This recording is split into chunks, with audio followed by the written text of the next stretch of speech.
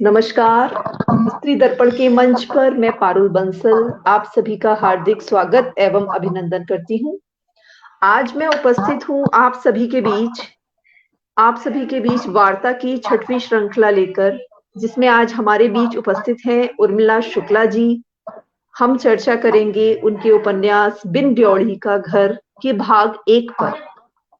तो मैं सर्वप्रथम उर्मिला जी का बहुत-बहुत स्वागत और अभिनंदन करती हूँ कि वे आज हमारे बीच उपस्थित हैं। इसी के साथ मैं सभी को बता दूं कि उर्मिला जी छत्तीसगढ़ रायपुर से हैं और आपने एमए हिंदी साहित्य से किया है, पीएचडी, डीलिट, काफ़ी अप्रतिम प्रतिभा की धनी हैं, जो हमारे बीच उपस्थित हैं। तो दोस्तों, आज हम चर्चा कर रहे हैं आपके उपन्यास बिन ड्योढ़ी का घर पर। तो मैं बता दूं, इस उपन्यास का मूल कथ्य भारत के 2 क्षेत्र अवध और बस्तर से संबंधित है। इसमें स्त्री जीवन के अनेक रंग हैं, पारंपरिक समाज, खुला समाज, वहां की संस्कृति, पितृसत्तात्मक सामाजिक व्यवस्था से लेकर बस्तर के आदिवासी मातृसत्तात्मक सामाजिक संरचना तक का इसमें विस्तार से वर्णन किया गया है। यह उपन्यास कोरी कल्पना मात्र नहीं है, बल्कि समग्र सच्चाइयों को यह दर्शाता है। तो जैसे कि इस उपन्यास का शीर्षक ही अपने आप में अद्भुत है, बिन ड्योढ़ी का घर। तो मित्रों, हर घर में ड्योढ़ी होती है, लेकिन उस ड्योढ़ी की कुछ बाध्यताएं हैं जो सिर्फ शायद स्त्रियों के लिए ही गढ़ी गई हैं। तो मैं सर्वप्रथम उर्मिला जी से मेरा प्रश्न यही जाता है कि ये शीर्षक बिन ड्योढ़ी का घर किस प्रकार आपने गढ़ा इस शीर्षक को, और क्या संदेश है इस शीर्षक का, या इसमें क्या-क्या समाया हुआ है? तो उर्मिला जी, स्वागत है आपका। जी, आप सबको मेरा नमस्कार। जैसा कि आपने कहा ही कि बिन ड्योढ़ी का घर, ड्योढ़ी यहाँ पे प्रतिबंध की प्रतीक है। हाँ, यह जी, प्रतिबंध की ही प्रतीक है। जी, दरअसल ड्योढ़ी एक प्रतीक है जी, स्त्रियों पर लगाए गए प्रतिबंधों की।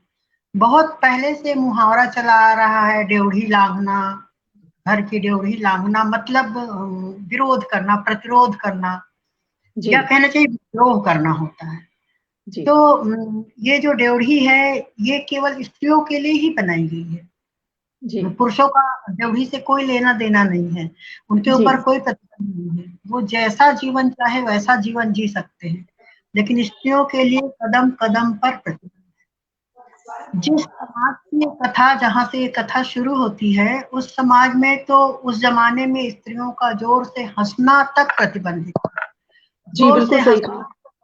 जी, जोर से हंसना मतलब आवारा होने का प्रतीक था, या विरोधी होने का प्रतीक था, या बेहया होने का प्रतीक था। तो हंसी जैसी स्वाभाविक क्रिया पर भी प्रतिबंध था, बाकी चीजों पर प्रतिबंध तो था ही था। तो इन प्रतिबंधों को लेकर के, इनके विरोध में ये उपन्यास लिखा गया है, और इसमें ये दिखाया गया है कि किस तरह से स्त्रियों के कदम को छांदा जाता है। छांदना यानी नीचे से दोनों पैरों को जोड़ करके बांध देना मानते हैं हम। तो छांदा जाता है उनके पैरों को, ताकि वे लंबे कदम न भर पाए। आकाश तो उनके हिस्से में कभी आता ही नहीं है। तो इन्हीं सब चीजों को लेकर के बिन ड्योढ़ी का घर रखा गया है। बिन ड्योढ़ी का घर जो है, ऐसे घर की कल्पना यहाँ पर की गई है, या सपना देखा गया है कि ऐसा घर होना चाहिए स्त्री के लिए, जहाँ पर उसके लिए प्रतिबंध ना हो, उसे भी इंसान की तरह से ही माना जाए, इंसान जी, की तरह की ही उसकी आवश्यकताएं हैं, इसे समझा जाए, ये बताने की कोशिश इसमें है। और तरह तरह की ड्योढ़ियों का वर्णन इसमें है, इस उपन्यास थैंक में। यू। किस किस तरह से प्रतिबंध लगाए जाते हैं, कितने तरह से उसके विकास को रोका जाता है। तो यही, इन्हीं कल्पनाओं को लेकर के ये शीर्षक रखा है मैंने। दरअसल मैं, मेरी रचना प्रक्रिया जो है, उसमें मैं शीर्षक पहले कभी नहीं देती। जब जी, पूरा रचना पूरी हो जाती है, चाहे वो कहानी हो, चाहे ये उपन्यास था, जी, रचना पूरी होने के बाद ही मैं शीर्षक रखती हूँ। और मुझे इस उपन्यास को इससे बेहतर शीर्षक, तो मैंने ये जी, शीर्षक रखा।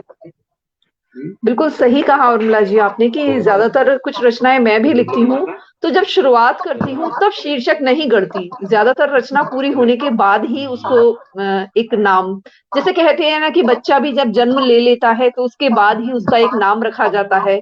तो देखा जाए तो कविता, उपन्यास, कहानी भी एक नव सृजन ही है, एक नव जीवन ही है, तो उसका नाम हम लोग बाद में ही गढ़ते हैं। जब वो पूरी जी तरीके से अपना आकार ले लेता है, सभी को दर्शन मतलब परिलक्षित हो जाता है सभी को, तभी हम उसका एक नाम गढ़ सकते हैं कि ये फला फला वस्तु है, फला विषय पर है।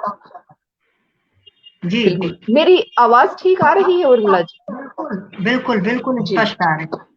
जी, शुक्रिया। तो उर्मिला जी हम चलते हैं अब एक और प्रश्न की ओर। जैसे कि ये ड्योढ़ी देहरी जो बनाई गई सभी के लिए तो नहीं, सिर्फ स्त्रियों के लिए ही बनाई गई, तो इस ड्योढ़ी को पार कर जो महिलाएं आजकल अपनी आर्थिक स्थिति को संपन्न करने के लिए या खुद को एक क्रियाशील रखने के लिए जो घर के बाहर धनार्जन के लिए निकलती है, तो समाज उनको कुछ पैनी दृष्टि से देखता है, तो उस बारे में आप क्या कहेंगी? वो भी ड्योढ़ी को लांघ कर ही जाती है, जबकि पहले ऐसा नहीं था। रामायण के समय देखिए आप, तो एक स्त्रियों को उस ड्योढ़ी के अंदर ही रहने की हिदायतें थी। लेकिन अब समय बदल रहा है, अब स्त्रियां घर के बाहर निकल रही हैं, बाहर क्या चांद तक जा रही हैं। तो ऐसे में आपका क्या विचार है इस बारे में? समाज की क्या पैनी दृष्टि है इस बारे जी, जहाँ तक स्त्रियों के बाहर जाने, कामकाजी होने का सवाल है, तो समाज का यहाँ भी दो मुहा रुख है। में? जी दरअसल अब हमारे परिवार की स्थितियां ऐसी हो गई हैं, या कहना चाहिए कि लोगों ने अपनी आवश्यकताएं इतनी बढ़ा ली हैं कि अब वो समय नहीं रहा, या अब चल नहीं सकता कि स्त्रियां घर से बाहर ना जाए, धनार्जन ना करें। तो किसी भी जी परिवार का गुजारा चल नहीं पाता। बहुत कम लोग ऐसे होते हैं जो ऐसा गुजारा कर लेते हैं। जी तो एक तरह से अब स्त्रियों को बाहर जाने देना समाज की मजबूरी है। लेकिन जी यहाँ बिल्कुल। भी समाज जो है, यहाँ परिवार जो है, वो एक खाका खींचता है। वो जी खाका ये खींचता है कि उसके बनाए बनाए बनाई गई जो चौहद्दी है, उसके बनाई गई जो दीवारें हैं, उसके भीतर ही उसे रहना है, उसके भीतर रह करके ही काम करना है। जैसे वो चाहे जो भी नौकरी करे, एक समय था, आज तो थोड़ी सी स्थितियां बदली हैं। एक समय था जब उसे घर का काम करना ही करना होता था, घर का पूरा काम करके तब वो नौकरी करने जाती थी, और इस तरह से वो घर का भी काम करती थी और धनोपार्जन भी करती थी। आज भी 90% स्त्रियों के सामने यही स्थिति है। वे घर का भी काम करती हैं और धनोपार्जन भी करती हैं। उनके लिए ऑफिस जाने की छूट तो है, उनके लिए कार्यस्थल पर जाने की छूट तो है, लेकिन एक बंधा बनाया समय है कि वो अपने निश्चित समय पर जाएंगी, निश्चित समय पर वापस आएंगी। जिनसे वे चाहेंगे परिवार वाले, उनसे वो बातें करेंगी, जिनसे नहीं चाहेंगे उनसे बातें नहीं करेंगी। किसी बाहर कार्यस्थल पर आज भी अगर उसके पुरुष मित्र होते हैं खासकर, तो उनका भरपूर विरोध किया जाता है।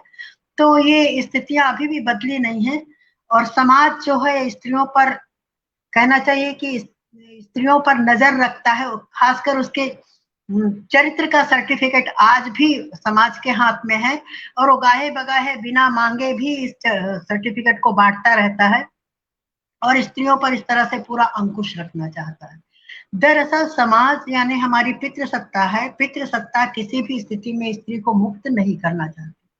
यहाँ तक कि अपने घर की स्त्रियों की तो बात जाने दीजिए, अपने घर की स्त्रियों पर तो प्रतिबंध लगाती लगाती है।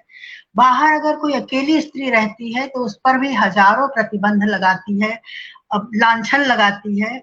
और स्त्रियों के लिए एक सबसे बड़ा जुमला ये है कि उसके कैरेक्टर पर प्रश्न उठा दिया जाए, तो समाज को लगता है, और समाज को क्या लगता है, स्त्री भी इससे आतंकित हो जाती है और अपने आप को एक खाके में बंद कर लेती है। तो इस तरह से समाज जो है आज भी नहीं बदला है, फिर भी स्त्रियों ने अपने कदम बढ़ाए हैं, वो बढ़ती जा रही हैं। और स्त्रियां जो हैं वो आज, जैसा कि आपने कहा, चांद तक पहुंची हैं। तो उन्होंने अपने बलबूते पर बहुत कुछ हासिल किया है, लेकिन समाज ने उसके पैर छानने में कोई कोर कसर नहीं रख छोड़ी है। तरह तरह के प्रतिबंध लगाता है उसके पहनावे पर। आज देखिए, अभी हाल ही की बात, हिजाब वाली बात उठी है। मैं पर्दा या हिजाब की समर्थक नहीं हूँ, लेकिन जिस ढंग से ये बात यहाँ पर आई है उस ढंग की, उस तरीके का मैं विरोध करती हूँ, क्योंकि किसी चीज को लादना सही नहीं है। और यहाँ पर स्त्रियों पर चीजें लादी जा रही हैं, हमेशा लादी जाती रही हैं, तो स्त्रियां उसका विरोध कर रही हैं, करती आई हैं। लेकिन फिर भी जिस तरह से एक पुरुष का मार्ग जो है प्रशस्त होता है, उस तरह से स्त्री का मार्ग हमारे समाज में अभी भी प्रशस्त नहीं है। कार्यस्थल पर भी दोयम दर्जे का व्यवहार आज भी होता है। अब बहुत जिम्मेदारी का काम स्त्रियों को नहीं दिया जाता है, ऐसा मान के लोग चलते हैं कि स्त्रियां जिम्मेदारी नहीं उठा सकती, जबकि स्त्रियां बेहतर जिम्मेदारी उठा सकती हैं। जब भी उन्हें दिया गया है वो पुरुषों से बेहतर काम करके उन्होंने दिखाया है। लेकिन ऐसा होता नहीं है, जब जो जिस काम को पुरुष छोड़ देंगे वो स्त्रियों को मिलेगा, या जिस काम में कम पैसा होगा वो काम पुरुष नहीं करना चाहते हैं, वो काम स्त्रियों को दिया जाएगा। तो इस तरह का दोयम दर्जा पूरे समाज, कार्यस्थल, हर जगह लागू है। और इस सब से लड़ाई आज की स्त्री लड़ रही है। उसकी लड़ाई दोहरी लड़ाई है, वो अपने समाज से भी लड़ती है। अब कई बार तो ऐसा होता है, ऐसी स्थितियां हो जाती हैं कि उसे अपने आप से भी लड़ करके बाहर निकलना पड़ता है। तो ये स्थितियां बदलनी चाहिए, समाज का नजरिया बदलना चाहिए। थोड़ा बहुत बदला भी है, आज की पीढ़ी बदली है। जब तक पुरुष की मानसिकता नहीं बदलेगी तब तक स्थितियों में बहुत परिवर्तन नहीं आएगा। और पुरुषों की मानसिकता बहुत अधिक नहीं बदली, बल्कि मैं कहूँ बदली ही नहीं है। जो कुछ है वो मात्र दिखावा है। जैसे ही उनका स्वार्थ टकराता है वे अपने आप पर आ जाते हैं और स्त्रियों की राह छीन लेते हैं। बिल्कुल सही कह रही हैं उर्मिला जी, मैं आपसे पूरी तरह सहमत हूँ। लेकिन एक चीज़ मैं कहना चाहूँगी कि हमने प्राचीन समय में ही स्त्री को जैसे कि अबला, कोमल, कमज़ोर इस तरीके की संज्ञाएँ देकर ही उसको ऐसा बना दिया कि वो कोई मुश्किल काम करने के काबिल नहीं है। जी, और जबकि ये सब दी गई धारणाएँ समाज की हैं। और इस जी, बारे में मेरा कहना ये है कि इसमें बदलाव किस तरह आए, समाज की सोच में परिवर्तन किस तरह आए। तो मेरे ख्याल से उसकी शुरुआत हमारे और आपके घरों से हम महिलाओं को ही करनी होगी। जो घर की जी, बड़ी होती हैं, दादी होती हैं, नानी होती हैं, उन्हीं को अपने बच्चों को शुरुआत से ही अपने बेटों को यह सिखाना है कि स्त्री अब बराबर के दर्जे के काबिल है, वो हर कार्य में सक्षम है। तो शायद कुछ बेहतर कल की हम आकांक्षा कर सकते हैं। तो इसमें योगदान मैं सोचती हूँ कि आज हमारे घर में जो बुजुर्ग हैं, उनके साथ-साथ हमारा भी है और विशेषकर महिलाओं का योगदान इसमें सर्वोपरि मेरे ख्याल से साबित होगा। जी, जब वही अपने घर के पुरुषों में, बेटों में ये बीज बोएँगी कि ये तुमसे कमतर नहीं है किसी भी क्षेत्र में, तो शायद सभी की सोच में शनैः-शनैः कुछ-कुछ परिवर्तन होगा। जी, बिल्कुल, ये करना होगा। और अपने बच्चों को हमें सिखाना होगा कि वे स्त्रियों का सम्मान करें, स्त्रियों का सम्मान करना सिखाना होगा। अगर बिल्कुल। एक बहुत बड़ी बात है पारुल जी, जब भी कोई पुरुष किसी स्त्री के प्रति अपराध करता है तो घर की स्त्रियां उसके बचाव में खड़ी हो जाती हैं, बड़ी-बड़ी पढ़ी-लिखी स्त्रियां खड़ी हो जाती हैं। फिल्म जी, बिल्कुल। फिल्मों में जी। केवल फिल्मों की बात नहीं, जो फिल्म जगत है वहाँ की हकीकत भी यही है, हमारे अपने परिवारों की हकीकत भी यही है।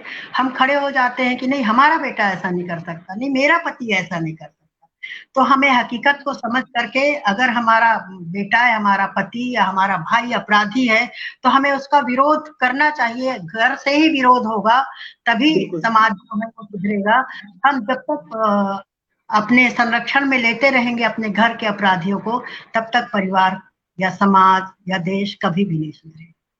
बिल्कुल सही, जैसे कहा जाता है कि स्त्री ही स्त्री की दुश्मन है। ये बात काफ़ी हद तक आज दृष्टिगोचर होती है, लेकिन आपके उपन्यास में कुछ जगह इस चीज़ को कुछ अलग अंदाज़ में पेश किया गया है। एक स्त्री ने एक स्त्री को काफ़ी संबल दिया है।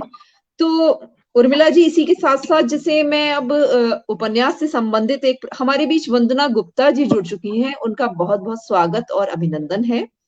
नमस्कार तो वंदना जैसे जी। जैसे इस उपन्यास बिन ड्योढ़ी के घर की मुख्य किरदार कात्यायनी जो है, तो वो शिवा जो है वो उससे विवाह करना चाहता है, प्रणय निवेदन करता है, जो कात्यायनी स्वीकार कर लेती है।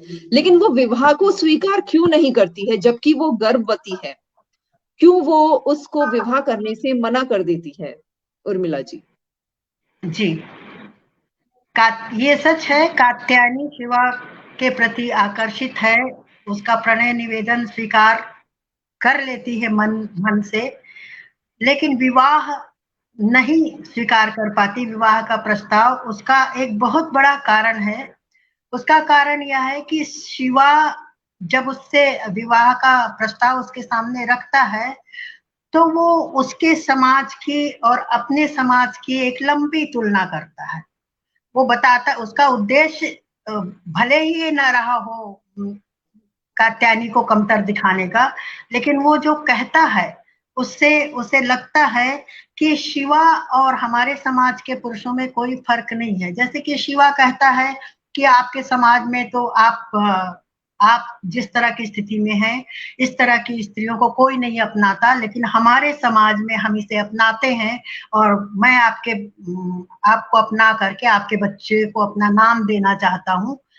तो उसे लगता है कि फिर इसमें और उसमें क्या फर्क रह गया उस समाज में। उसे उस समय शिवा के की आंखों में उसे वो अहंकार नजर आता है, एक पुरुषों की ड्योढ़ी नजर आती है, जिसमें पुरुष वो चाह रहा है, शिवा चाह रहा है कि मैं इसके बच्चे को अपना नाम दूंगा, उस बच्चे को जिसे कोई नहीं स्वीकार रहा है, मैं इसे स्वीकारूंगा जिसे इसके परिवार, इसके समाज वालों ने ठुकरा दिया है। तो एक तरह का एहसान भाव उसके मन में रहता है, और उस एहसान को कात्यायनी नहीं सह पाती है, और वो फैसला करती है। उस समय वो सोचती है, आप उस अंश को पढ़ेंगी तो देखेंगी, वो सोचती है, उसे सारी चीजें याद आती है कि किस तरह उसका जन्म हुआ, किस तरह से उसके यहाँ प्रतिबंध था, किस तरह उसने इन प्रतिबंधों से जो उसके जीवन में कठिनाई आई, उसने उसे छलांग करके वो यहाँ तक पहुंची, और आज आज एक और ड्योढ़ी उसके सामने है। तो क्या वो केवल अपनी बच्ची के नाम के लिए, उसे पिता का नाम मिल जाए, उसके लिए वो एक दूसरी ड्योढ़ी में प्रवेश कर जाए, जहाँ जीवन भर उसे ये एहसास होता रहे कि उसके ऊपर एहसान किया गया है, उसके बच्चे को अपनाया गया है। तो इस स्थिति को कात्यायनी स्वीकार नहीं करना चाहती है। वो चाहती है कि उसकी जिन स्थितियों से वो गुजरी है, उसकी बच्ची ना गुजरे, और वो पिता के नाम की बैसाखी अपने बच्चे के लिए नहीं चाहती, इसलिए उसके विवाह अस्वीकार कर। बहुत अच्छी बात कही। यहाँ कात्यायनी का स्वाभिमान नजर आता है कि वो अपने बच्चे को जब खुद पैदा कर सकती है तो पाल भी सकती है। जो उसकी आवाज में उसने एक दंभ सुना शिवा की आवाज में कि मैं इसको अपना नाम दे सकता हूँ, वहां से उसे एक पितृसत्ता की चीख सुनाई पड़ती है जो उसके अंतस को भेद देती है। तो शायद बिल्कुल आपने सही कहा, यही वजह रही जो उसने उससे विवाह करने से इनकार कर दिया। उसे लग रहा था मैं जिस ड्योढ़ी से बाहर निकली हूँ फिर वापस मुझे वहीं धकेलने की कोशिश की जा रही है। बच्चे को नाम देने के लालच में मुझे वापस उसी ड्योढ़ी के अंदर धकेला जा रहा है। बिल्कुल सही, कात्यायनी जैसी स्त्रियों का आज के समाज में होना बहुत आवश्यक है, और एक पितृसत्ता पर शायद करारा तमाचा भी है कात्यायनी का जवाब कि जो विवाह से इनकार करती है। एक चीज और, जैसे कि राम दुलारी जो की कात्यायनी की माँ है इस कहानी में, उपन्यास में, तो वो और अपने पति की वो अनुचरी है, बिल्कुल उनकी मर्जी के खिलाफ वो एक कदम भी नहीं उठाती। तो जैसे वो अपने पति के खिलाफ जाके अपनी बेटी के पक्ष में कैसे खड़ी हो जाती है, कहाँ से संबल आता है उसको, कौन उसको ऐसा करने के लिए प्रेरित करता है? जी, राम दुलारी का किरदार अगर हम शुरू से देखें तो अपने पति से उसका विरोध नहीं है। इस तरह से उसने किसी तरह का स्त्री विमर्श का या नारीवाद का झंडा उसने नहीं उठा रखा है। लेकिन जहां भी उसके स्वाभिमान को या स्त्री के स्वाभिमान पर जरा आंच आती है, राम दुलारी बोलती है। अगर हम थोड़ा सा पीछे मुड़ करके देखें तो जब गंगा भौजी वाला प्रसंग आता है, एक स्त्री है यहाँ पर जिसके बारे में मैं पूरी तरह से नहीं खोलूंगी, आप लोग पढ़ के देखेंगे। तो जब उसका पति, राम दुलारी का पति बाहर जा रहा होता है, तब वो एक प्रश्न करता है कि मैं बाहर तो जा रहा हूँ, लेकिन मुझे डर है कि कहीं तुम गंगा भौजी जैसी ना हो जाओ।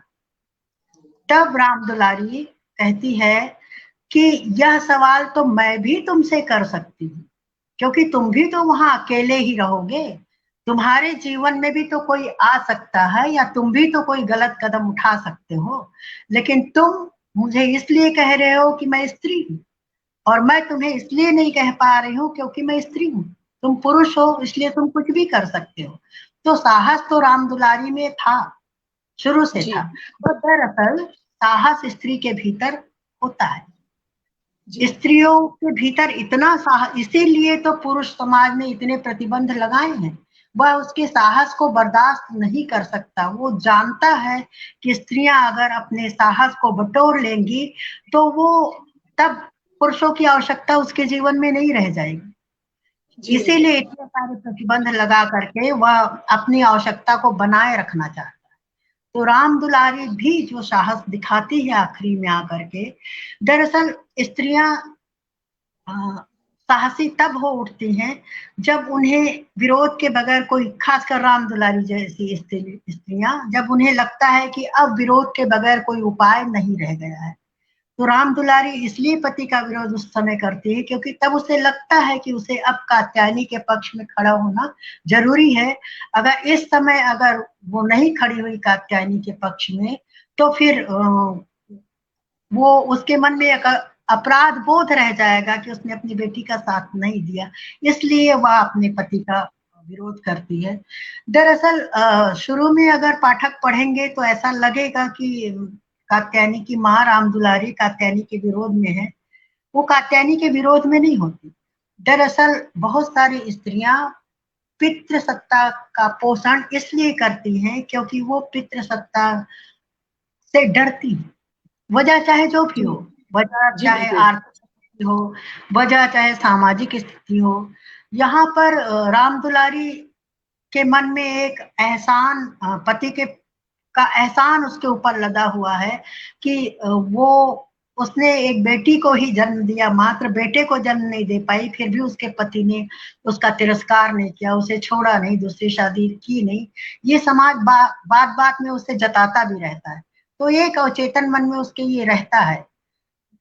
इसलिए वो थोड़ा जब बच्चे के जन्म देने में, दूसरे बच्चे के जन्म देने में वो सक्षम नहीं रह जाती, तब वह पति की अनुचर सी नजर आती है, लेकिन वो वास्तव में कभी अनुचर वो नहीं थी। यही कारण है कि जब मौका पड़ता है तो अपनी बेटी के पक्ष में खड़ी हो जाती है और अपने पति को ऐसा जवाब देती है कि उनके सामने कोई उसका जवाब नहीं सूझता, जो वो प्रश्न करती है उन्हें उत्तर हो जाता।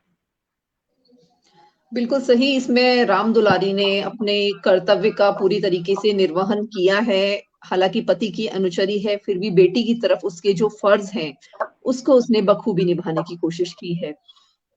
तो उर्मिला जी, बात करें तो इस उपन्यास में पूरे स्त्री वर्ग को ही पूरी तरीके से हाइलाइट किया गया है। तो जैसे इसमें एक बात होती है जब कात्यायनी अपने पति के ड्योढ़ी को छोड़कर आ जाती है और फिर आती है मायके और उसे मायके से भी लौटा दिया जाता है, माँ-बाप उसे घर में भीतर नहीं लेते हैं, मना कर देते हैं, उसका तिरस्कार करते हैं कि अब यह घर तुम्हारा नहीं है, यह घर पराया है। तो ये चीज़ उसके जीवन में क्या परिवर्तन लाती है कात्यायनी के जीवन में? ये यहीं से कात्यायनी का सही रूप उभर करके हमारे सामने आता है। शुरू में तो वो सोचती है कि आत्महत्या कर ले, एक तालाब जी, के किनारे से गुजरती है और उसके मन में एक द्वंद भी चलता है। मैं बाद में अंश पढ़ूंगी तो ये स्थिति स्पष्ट होगी। लेकिन फिर वो सोचती है कि नहीं, अगर मुझे मरना ही होगा, मान लो यही मेरे पास अंतिम उपाय होगा, तो भी मैं लड़ते हुए मरूंगी, हार नहीं मानूंगी। तो यहाँ से उसका जीवन परिवर्तित होता है और वो उस इलाके में पहुंच जाती है जहाँ जाने का साहस बड़े बड़े लोग नहीं करते। उसका जीवन परिवर्तित, क्योंकि वो जो इलाका है वो आज के समय में नक्सलवाद के नाम से जाना जाता है, बहुत सालों से जाना जा रहा है और बहुत खतरनाक माना जाता है, लेकिन वो उस खतरे से खेलने के लिए तैयार हो जाती है और वो उस इलाके में जाती है, नए सिरे से अपने आप को खड़ा करती है, मजबूत बनाती है और अपने आप को इतना मजबूत बनाती है कि अब उसे किसी सहारे की आवश्यकता नहीं रह जाती, यहाँ तक कि वो शिवा का भी सहारा लेना पसंद नहीं करती। ये पारुल जी, हमारे समाज की एक बहुत बड़ी विडंबना है कि हमारे समाज ने शुरू से जो एक टैगलाइन बना रखा है स्त्रियों के लिए कि मायके से तुम्हारी डोली जाएगी और ससुराल से तुम्हारी अर्थी ही बाहर निकलेगी, अर्थात ससुराल से तुम जीवित बाहर नहीं निकलोगी।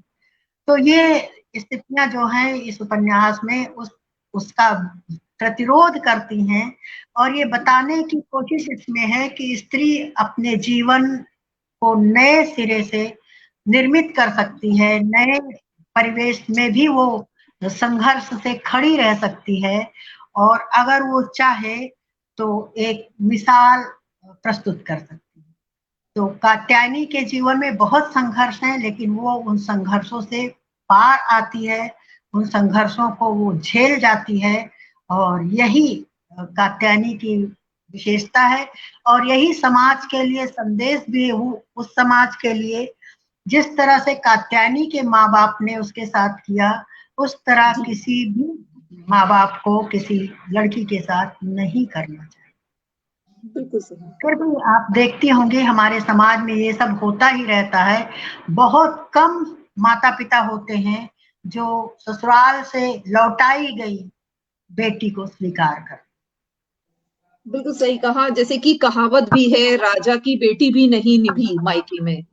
ये जी कहावत सुनने में आती है हम लोगों को आमतौर पर।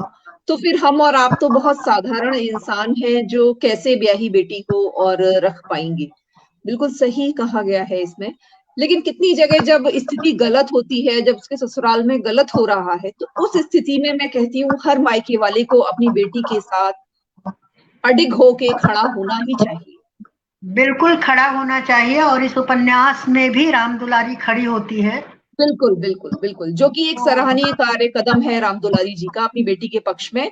मैं कहूँ सिर्फ राम दुलारी ही क्यों, देश के हर माँ-बाप, भाई, भाभी, बहन सभी को अपनी उस बहन का सपोर्ट करना चाहिए जो ससुराल में किसी वजह से त्रस्त है, परेशान है, ना कि उसे ड्योढ़ी से बाहर का रास्ता दिखाना चाहिए। जी। एक बात और आती है इसमें, आदिवासी समाज में स्त्रियों की क्या स्थिति रही? जैसे कि आपने इस उपन्यास में वर्णन किया है आदिवासी समाज में स्त्रियों की दशा का, तो मैं वही थोड़ा-सा अपने या फिर आप किसी एक अंश के ज़रिए सभी पाठकों को, सभी श्रोतागण इसका जुड़े हुए जवाब हैं। दे देती हूँ। जी, ये जो प्रश्न है, इसका जवाब दे देती हूँ, फिर मैं अंश पढ़ जी। लूंगी।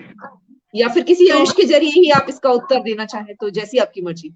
नहीं, मैं दोनों ही स्थिति से देना चाहूंगी इसका उत्तर। जी, जी, जी, स्वागत है।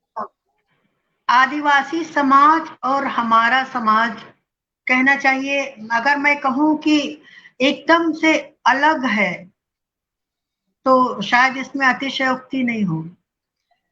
और आदिवासी समाज हमारी समाज की अपेक्षा ज्यादा सभ्य है, अगर मैं ये कहूँ तो भी अतिशयोक्ति नहीं हो। क्यों? क्योंकि हम अपने आप को जो तथाकथित सभ्य समाज मानते हैं, वास्तव में हमसे ज्यादा असभ्य, हमसे ज्यादा बर्बर और कोई समाज नहीं है। हम स्त्रियों के विषय में, हम दलितों के विषय में इतने ज्यादा निर्मम हैं कि हम मनुष्यता की सारी सीमाएं ही लांघ जाते हैं और उस लांघने में अपने आप को श्रेष्ठ समझते हैं। यही हमारा श्रेष्ठता बोध है, जो कि थोथा है, कुछ भी नहीं है हमारे पास। स्त्रियों को जितनी आजादी या स्त्रियों का जैसा सम्मान आदिवासी समाज करता है, वैसा सम्मान हमारा समाज बिल्कुल भी नहीं करता। सम्मान तो जाने दीजिए, हमारा समाज तो कदम कदम पर उसका अपमान करता है और ये मान के चलता है कि स्त्रियां उस अपमान को ही अपना जीवन मान लें, इस अपमान में ही जीने की आदत डाल लें। जो स्त्री उसका विरोध करती है उसे वो उल्टा, कलंकनी, जाने किस किस नाम से अभिहित करता है। तो ये जो आदिवासी समाज है, जहां जहां हमारा समाज स्त्रियों के कदम को छांदता है, वहां वहां आदिवासी समाज जो है स्त्रियों के कदम को मुक्त करता है। जैसे हम प्रेम का मामला उठाएं, प्रेम हमारे समाज में सर्वथा वर्जित रहा है, शुरू से वर्जित रहा है।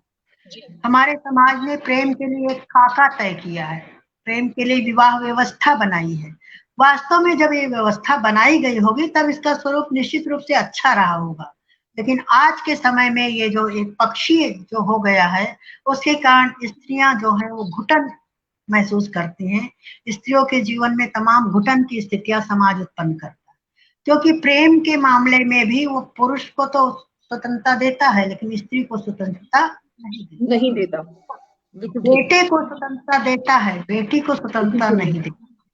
बेटा कुछ भी करके आ जाए, परिवार उसको उसकी निंदा नहीं करता। गांव में एक कहावत है पारुल जी, आपने सुनी है कि नहीं सुनी है? जी।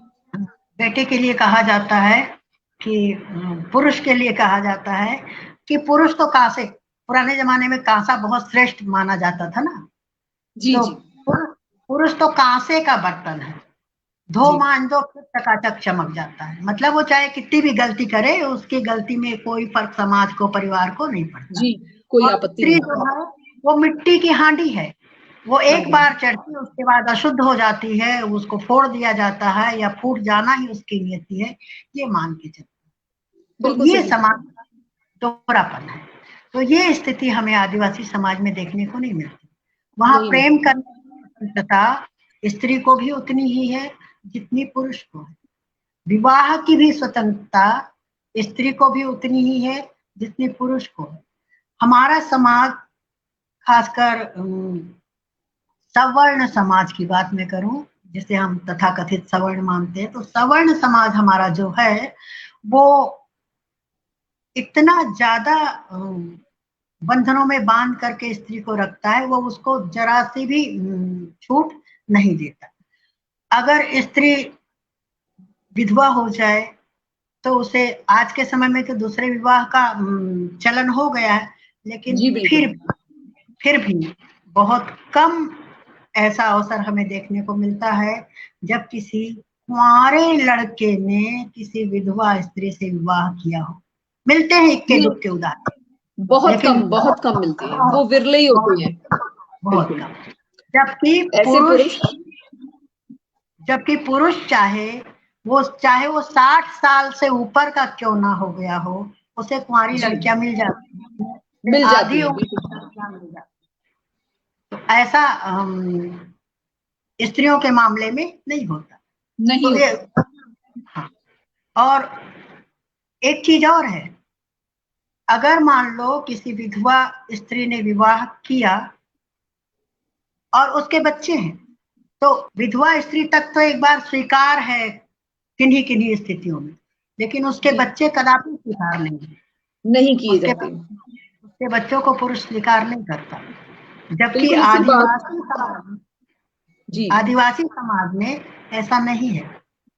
आदिवासी समाज में अगर पुरुष 2-3 विवाह, अगर एक से नहीं निभी तो दूसरी, दूसरे से नहीं निभी तीसरी, चौथी, कितनी भी कर सकता है, तो स्त्री भी कर सकती है। वहां स्त्री को ये स्वतंत्रता है। और स्त्री अपने बच्चे लेकर के दूसरे पति के यहाँ जा सकती है और वहां उसे सहर्ष स्वीकार किया। जी आप कुछ ये कह रही बहुत हैं? ये बहुत अच्छी बात है आदिवासी समाज की, कि जो कि शायद हमारे समाज में भी पूरी तरीके से सभी को अपनानी भी चाहिए। जबकि ये वाली चीज एक देखी गई है, अगर कोई स्त्री मरती है तो उसकी उठावनी भी नहीं हो पाती, 2 दिन के भीतर ही ये बुगाहट घर में फैल जाती है कि अब कैसे निर्वाह होगा, अब इसकी शादी की जाए। और जी वहीं इतर दूसरी परिस्थिति में जब पुरुष गुजर जाता है तो वहां ऐसी बातें बिल्कुल भी नहीं दोहराई जाती, भाई ये तो है ही, इसको तो सब संभालना ही है, सब घर देखना ही है। वहां उसके जी दूसरे विवाह की बात आसानी से भी किसी के मुंह पर कभी नहीं आती। तो जी ये दोगलापन हमारे समाज में बहुत ज्यादा देखने को मिल रहा है, और शायद आदिवासी समाज में नहीं, जैसा कि आप बता रही हैं हमें। तो शायद जी कुछ सबक लेना चाहिए आदिवासी समाज से, कि जब स्त्री और पुरुष दोनों ही जीवन की गाड़ी को धकेलने वाले दो पहिए हैं, तो दोनों के साथ समान व्यवहार होना चाहिए। ये भेदभाव का भाव जो है अब वो मिट जाना चाहिए। जी। एक चीज और बताना चाहूंगी मैं पारुल जी, जी बिल्कुल। जिसके बारे में बहुत भ्रम है पूरे इतर समाज को, आदिवासी समाज से इतर समाज को बहुत बड़ा भ्रम है, खासकर बस्तर के आदिवासी समाज के विषय में। यहाँ पर घोटुल नाम की एक परंपरा, एक संस्था है कहना चाहिए। हर गांव में एक घोटुल होता है। घोटुल जो है दरअसल युवक और युवतियों को समाज की शिक्षा देने के लिए, सामाजिक बनाने के लिए, परिवार के दायित्व को निभाने के लिए घोटुल का निर्माण किया गया है। और वहाँ युवक और युवतियां मिल करके समाज की जो समस्याएं हैं उन समस्याओं को सुलझाने की कोशिश करते हैं। वहां पर जीवन का पाठ पढ़ते हैं। जबकि हमारा जो सभ्य समाज है या तथाकथित जो इतर समाज है वो सोचता है कि घोटुल तो स्वच्छंद यौनाचार का अड्डा है। ये सच है कि वहां पे प्रेम पे कोई प्रतिबंध नहीं है, वहां पे यौन संबंधों पर भी कोई प्रतिबंध नहीं। अगर आपने जोड़ी चुन ली है तो आपको स्वतंत्रता है, लेकिन इसका ये मतलब नहीं है कि वहां पे स्वच्छंद यौनाचार होता है। वहां पर भी वही जोड़ियां आपस में संबंध बनाती हैं या लिप्त होती हैं जिन्हें आगे अपना जीवन चलाना होता है। ऐसा नहीं कि स्वच्छंदता पूर्वक कोई भी किसी के भी साथ लिप्त हो जाए, जैसा कि प्रस्तुत किया जाता है। वहां पर भी एक प्रधान होता है जो युवकों और युवतियों पर की कहना चाहिए निगरानी करता है कि ताकि किसी तरह का वहां पर भी गलत आचरण ना होने पाए या घोटुल से विपरीत आचरण ना हो जाए। तो ये मैं इसलिए बताना चाहूंगी कि घोटुल अब तो खत्म हो रहे हैं, घोटुल फिर से घोटुल के निर्माण की बात चल रही है, फिर से होना चाहिए, क्योंकि ये सामाजिक व्यवस्था के लिए बहुत अच्छे थे। एक तरह से सामाजिकता का पाठ, जीवन का पाठ पढ़ने को मिलता था। तो ये मैं इसलिए यहाँ रखना चाहती थी कि लोगों के विषय में बहुत गलत धारणा है। मैंने बहुत जगह से पढ़ा, बहुत जगह पढ़ा है, लोगों से सुना है। तो इस तरह की जो स्थितियां हैं ये आदिवासी समाज की गलत छवियां प्रस्तुत करती हैं, जबकि आदिवासी समाज में ये ना तो गलत था, ना ही ये हमारे नजर में भी ये गलत नहीं। बिल्कुल सही कह रही हैं आप उर्मिला जी। आदिवासी समाज लगता है सोच में इतर समाज से काफी अधिक विकसित है और काफी कुछ रूढ़ियों को खत्म भी करने की कगार पर हैं। तो एक उर्मिला जी, आप एक छोटा सा अपना पसंदीदा अंश हम सभी पाठकों, सुधी श्रोतागणों को सुनाएं तो अच्छा होगा। हमारे बीच जुड़ी हुई हैं वंदना गुप्ता जी, वंदना वाजपेयी जी, रीता दास जी, अयान हैदर जी, अरविंद कुमार जी, सोनल अग्रवाल, मोनिका गर्ग, आप सभी का बहुत बहुत स्वागत है, अभिनंदन है। तो उर्मिला जी कोई छोटा सा अंश सभी के समक्ष रखें। जी, सभी साथियों को सबसे पहले मेरा नमस्कार। मैं छोटे छोटे कई अंश रखना चाहूंगी, बहुत लंबा नहीं पढ़ूंगी। तो जी, छोटे छोटे अंश जी। छोटे छोटे अंश पढ़ूंगी। तो पहला अंश मैं पढ़ रही हूँ। वे बहुत ही बेचैन थे। अपनी बेचैनी में मड़हे के द्वार तक आते और लौट जाते, मगर उनके कान मड़हे के भीतर ही लगे थे। कब वहां से खबर आए और वे सठौरा बंटवाए। सठौरा बांटने का मतलब था बेटे का जन्म, और इसके लिए उन्होंने पूरी तैयारी कर रखी थी। दूसरा अंश। मड़हा के भीतर असहनीय दर्द के बीच वे भी धमसा महारानी को कथा कबूल चुकी थी। उनकी चाहत भी पति से अलग नहीं थी। कारण तो कई थे जो अब उस दर्दीले सागर को चीर कर उनके सामने आ खड़े हुए थे। उन्हें याद आए थे वे ताने जो उनकी चाची को अक्सर सुनने पड़ते थे। 3 बेटियों की माँ होकर भी वे निर्बंसिन ही कही जाती थी। उनके साथ जो हुआ था उसे याद करके वे सिहर उठती थी और झट से धमसा महारानी की एक कथा उन्होंने और कबूल कर ली। अब उन्हें पूरा विश्वास था कि धमसा महारानी तो उनकी विनती जरूर सुनेगी। दर्द की लहरें और तेज हो चली थी, इतनी कि लगने लगा था कि अब तो उनके प्राण पखेरु उड़ ही जाएंगे। फिर इसी बीच दर्द की एक बड़ी सी लहर आई और उन्हें लगा कि अब तो उनके प्राण गए ही। मगर इसी के साथ ही केहा के स्वर से पूरा मड़हा भर उठा था। फिर तो उनका सारा वजूद ही कान बन गया था। अब तो वे चाची के मुख से एक ही वाक्य सुनना चाहती थी, मगर वही एक वाक्य ही तो नहीं सुन पाई थी। और उस एक वाक्य के बदले जो सुना था उसने तो उन्हें सुन्न ही कर दिया था। उस 3 शब्द ने तो जैसे उनका तीनों लोक ही छीन लिया था। उनकी सारी आस ही धराशायी हो गई थी। भवानी आई है कहते हुए काकी ने एक ललछौहा सा मांस का लोंदा उनके सामने कर दिया। ये कात्यायनी के जन्म की कथा है। तो बहुत सुंदर कहा आपने, और कुछ आंचलिक शब्दों का भी इसमें प्रयोग किया गया है, और जो कि सुनने से काफी अच्छा लग रहा है। और जी, उपन्यास को पढ़ने की इच्छा भी अभी सभी के समक्ष जागृत होती जा रही है, और सभी पाठकों के मन में भी अब लग रहा होगा कि इस उपन्यास को पढ़ना चाहिए। तो उर्मिला जी, आवाज आ रही है? आ रही है। जी, तो उर्मिला जी, जी आप क्या कह रही थी? मैं कह रही थी कि एक छोटा सा अंश और पढ़ूं, जी जी, स्वागत है। अगर समय हो तो। हाँ हाँ, छोटा सा पढ़िए जी।